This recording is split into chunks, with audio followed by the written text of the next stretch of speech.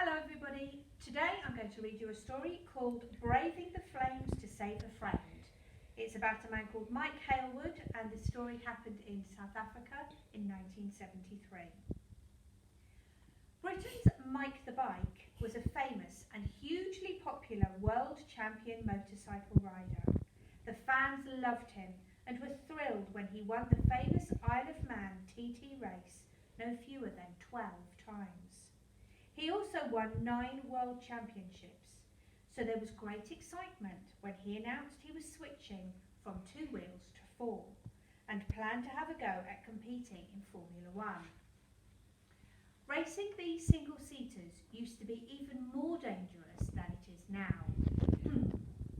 When the sport first began, Formula 1 cars weren't fitted with any safety equipment at all, and Grand Prix drivers were not even required to wear a seatbelt. More than 50 top drivers were killed driving at speeds of up to 200 miles an hour. And for many years, it was rare for a racing season to finish without at least one death along the way. In the 1970s, when Mike Hailwood began racing cars at this level, terrible accidents happened often. The decade was one of the deadliest in motorsport's long history. 9 drivers lost their lives in the Formula 1 Championship, and many more were killed in other types of races. The circuits were often much longer than modern ones, which meant that emergency teams were rarely anywhere near the scene of a crash. Also, the races took place in all weathers, including heavy rain. When this happened, car brakes and tyres didn't work very well on the wet surface, and the resulting spray made it much harder for drivers to see where they were going. Mike was involved in one of these high-speed accidents in March 1973. It happened during the South African Grand Prix at the Kyalami circuit. On only the 3rd lap, and with no warning, his powerful Surtees Ford was suddenly hit by a Lotus, and then again by another car belonging to a Swiss driver called Clay Regazzoni. Mike's car was badly damaged. Fuel spilled out of its split tank onto the track and caught fire. Out of the race, but apparently uninjured, he clambered free of the wreckage and immediately tried to rescue his rival. Clay had been knocked unconscious by the force of the collision, and his BRM car had also burst into flames. Mike raced over to it, ignoring the obvious dangers. With no fear for his own safety, he began trying to undo the injured driver's harness so that he could lift him out of the cockpit. It was a struggle, and after only a few seconds, the heat of the flames had become so unbearable he had to back off. As Mike staggered away from the blaze, anxious spectators could see that his racing boots and fuel-soaked overalls had already caught fire.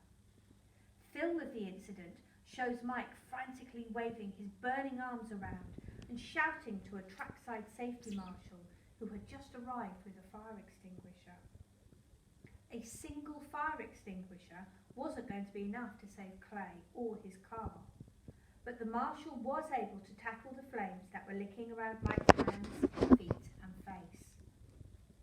As soon as these had been put out, and to the astonishment of the watching crowd, Mike immediately had another attempt at pulling the unconscious Clay out of his car. Everyone could see that the BRM was almost totally engulfed in a ferocious inferno. It was burning out of control.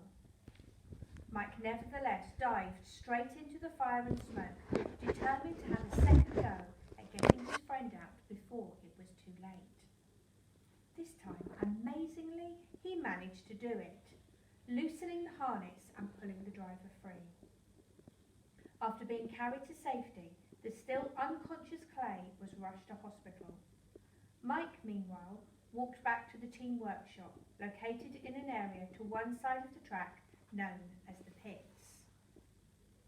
It says a lot about the Englishman's quiet modesty that when he got back to the pits, he didn't say anything to anyone about what he had just done. Instead, he and his girlfriend Pauline left the circuit for the day and It was only the following morning, when Pauline read the newspaper headlines, that she realised that Mike had done something incredibly courageous. When Clay regained consciousness, and despite the ferocity of the blaze, he seemed to have suffered only minor burns. From the state of his burned-out car, it was obvious that he had been incredibly lucky to have escaped with such light injuries. It was also clear that it was Mike's sudden, selfless, and instinctive act of heroism which had saved his friend's life. Clay made a rapid recovery, and he was soon back racing again.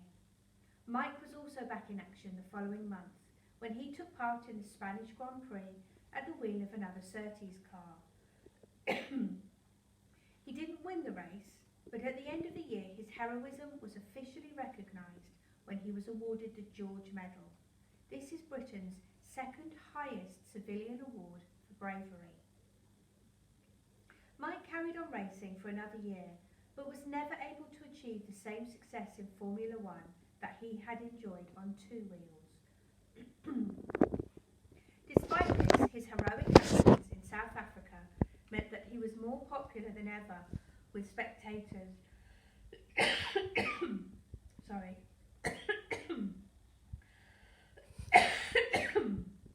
And this made it even more shocking when he was killed a few years later in a tragic road accident. Mike was taking his children to collect some fish and chips when his car was involved in a collision. A truck driver made an illegal turn. Mike's 9-year-old daughter was killed almost immediately, and Mike the bike died a couple of days later from his injuries. His 6-year-old son somehow survived the crash, but Mike's death on an ordinary, quiet road sent shockwaves through the close-knit motorsports community. At his funeral, his coffin was carried into the church by friends, including drivers, riders, and another 3 world championships. A few years later, in a strange and horrible echo of the tragedy, another freak road accident claimed the life of Clay Ragazzoni. Once again, it was a collision involving a truck. So there's a picture that goes with the story there. Quite an amazing story, I think you'll agree. And I forgot to tell you that it's from this book called Rescue, which is the same series as the ones we read before, the Heroes series, but these are all about people who are rescued from incredible situations. So I hope you enjoyed it. See you soon.